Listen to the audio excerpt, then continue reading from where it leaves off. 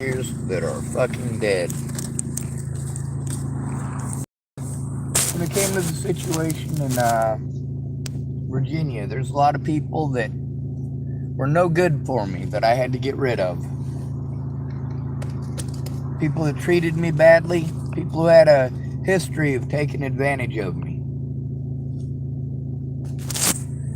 Natalie Bollinger, in her infinite wisdom, very much felt the same way I did about the situation. Hers and mine were both very similar. We were both cleaning house. The people who had a history of taking advantage of us, we were getting rid of. It was empowering. If all they're going to do is harm us, why are they in our lives? But you know how these people work. Power and control. When you're being victimized, and your friends think it's okay to be cruel to you because you're being victimized. They think, oh, this is my opportunity to talk over him and treat him like shit and tell him what to do and what to think and what to feel. Well, you go ahead and do that. A lot of people wanted to tell me, hey, karma will get them in the end. Well, I don't like the way karma does things. Seems to me if you want to blame imaginary creatures like karma, well, seems to me you ain't that bright to begin with. Karma is an ideal. You guys use it as if it's some sort of day that's going to fix all your problems. Oh, karma will get them in the end. Yeah, sure.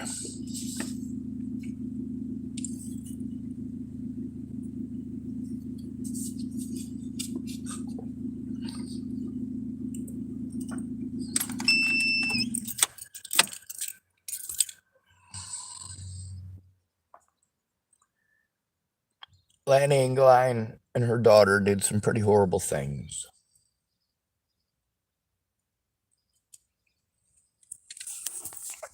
Because they're selfish. And it's always been that way. A lot of nice people were only nice to me because they thought they could get something out of me. And when it didn't happen fast enough, they were cruel to me.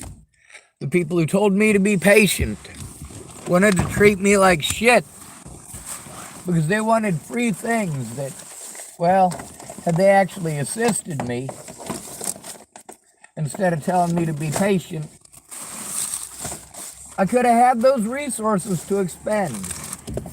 But that's difficult to do when you need help. And all your friends are doing is taking advantage of you and telling you it's your fault.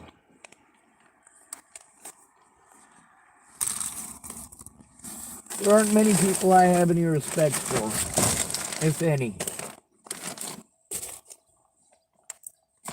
But the Engeliens surely are not people I have respect for.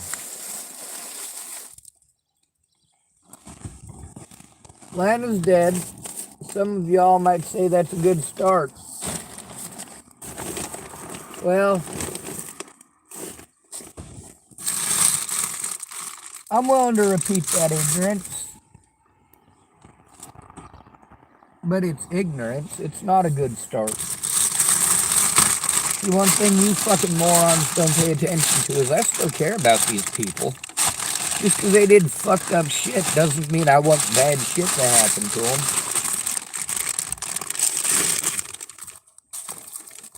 There are people I wish bad things on. See, that's the problem with all of you fucking pieces of shit who want to be pissed off that you're recorded on the goddamn internet. You literally downplayed everything that I go through. You want to be sexist pieces of shit. That's one of Lana's big fucking things. Oh, men this and men that. Bitch, am I that man? Am I the fucking man that did that? Fucking Christ. So I suppose I should say thank goodness she's dead then, right? I mean, hell, she's not able to harm anyone from the grave, is she? Dead people don't hurt anybody.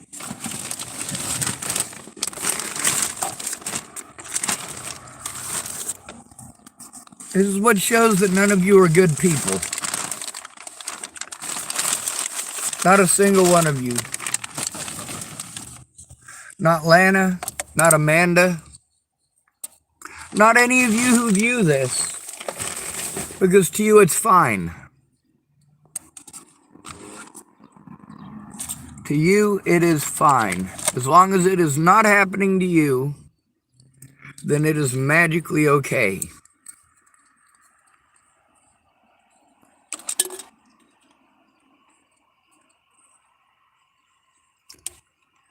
Lana Engelien used to be my pot dealer. She started off as my little brother Michael's pot dealer. Yes, she sold pot to underage individuals. And yes, she is now dead. No, she is not dead because she sold pot to underage individuals. She died because she is dumb, I suppose. Wouldn't that be the reason if it was karma that got her? She was dumb and karma got her.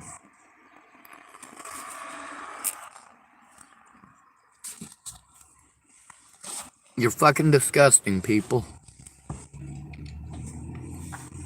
All of you. Should I be glad that Lana Engelien is dead? No, I shouldn't. Am I glad she's dead? No, I'm not. On the bright side, she wasn't a Christian. So whether she repented or not doesn't make any difference. If there is a hell, she went. And so on and so on.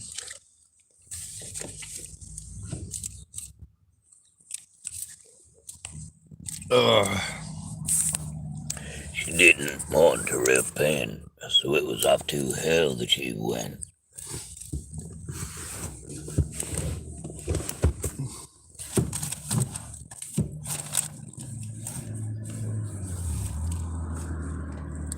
Oh, come on. This thing will hold somehow. That'll work, I think. Alright, there we go. Making sure I get the maximum amount of sun so that I can try to charge up my gadgets and gizmos. Welcome to my world, people.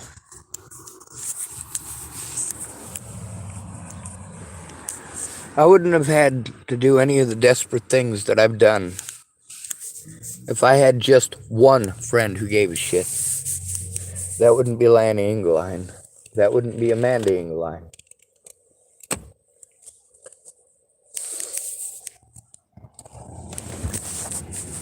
Will Amanda Engelien ever tell the truth? No. She takes after her mother on that. I wonder if her father is honest. Tough question.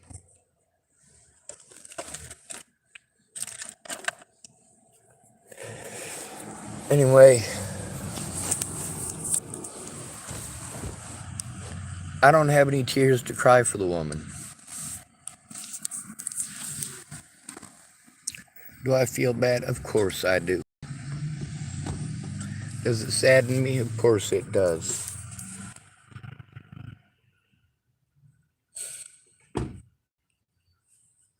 But she spilled milk. And sour milk at that.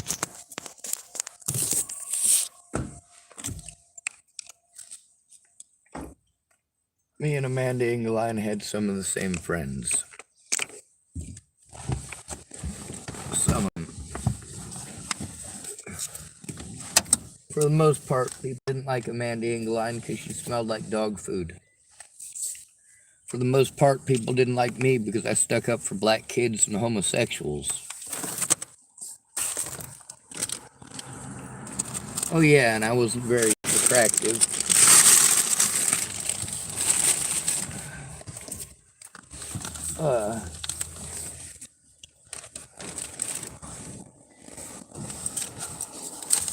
We pretend like we have the same opportunities as you. No, that ain't the case. It's hard to get help when every woman I know expects men to help them. And then if a man does help them, they talk about toxic masculinity. Oh, how dare you help us? So now men don't want to help you, and you complain that men won't help you. And then you say you can do it all yourself because you're a strong, independent Karen. Lana engelien tried pulling that. You know who was taking care of Lana engelien? Her daughter. I wonder how she died. Maybe a heart attack, stroke.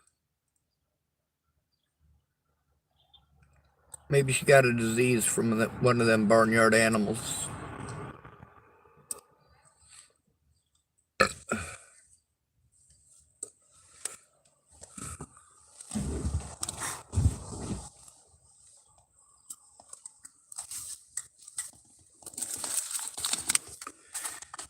Just because I care about somebody doesn't mean that I have to hide the truth after their death.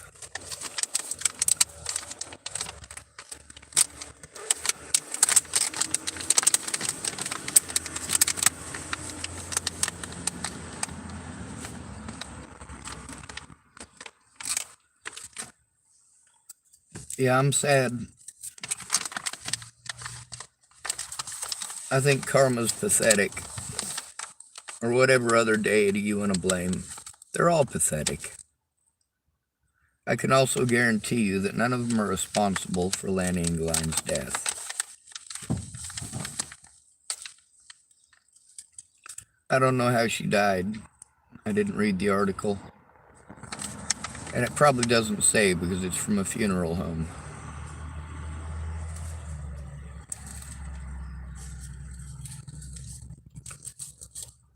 I wonder if it was slow and agonizing or quick and painless. I wonder if she went in her sleep.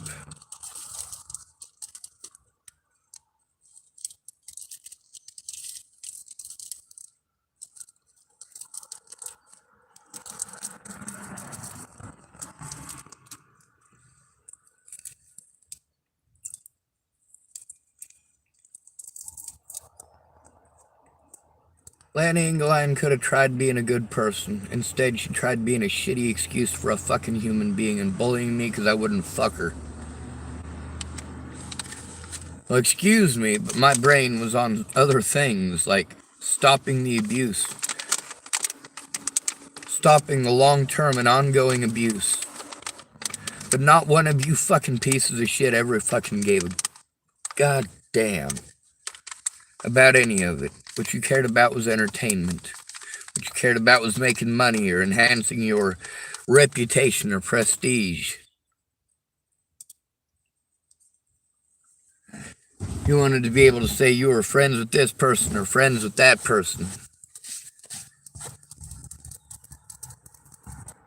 Oh, I knew Sean. He was a fucking psycho.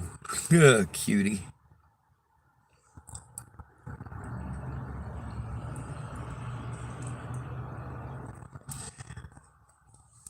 You fucking cowards never tried coming forward. You never tried.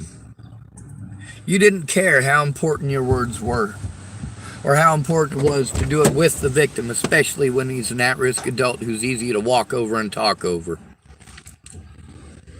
You're all a bunch of goddamn cowards. And that includes Lana engelien, the corpse.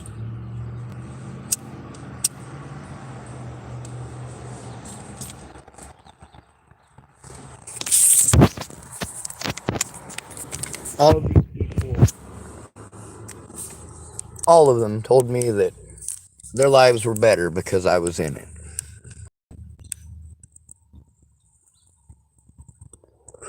Then I hurt my back, and they were just fucking words on Facebook.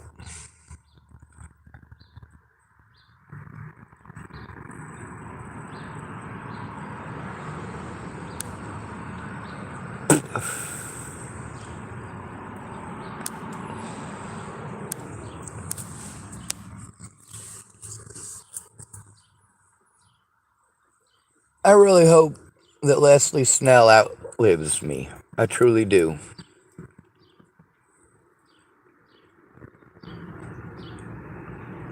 I hope she serves the rest of her life in prison. Chances are she's not even going to get a slap on the wrist. The reason I bring that up is because, well, I could go visit Lana Engelien's grave, but I'm saving my piss for someone else.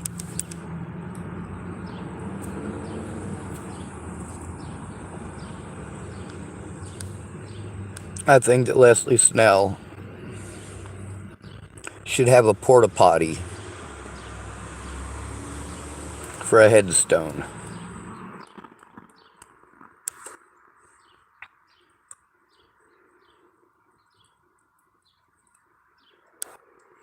That way anybody who's in the cemetery who happens to need to go to the bathroom has a place to do so. I also believe that it should drain into her casket.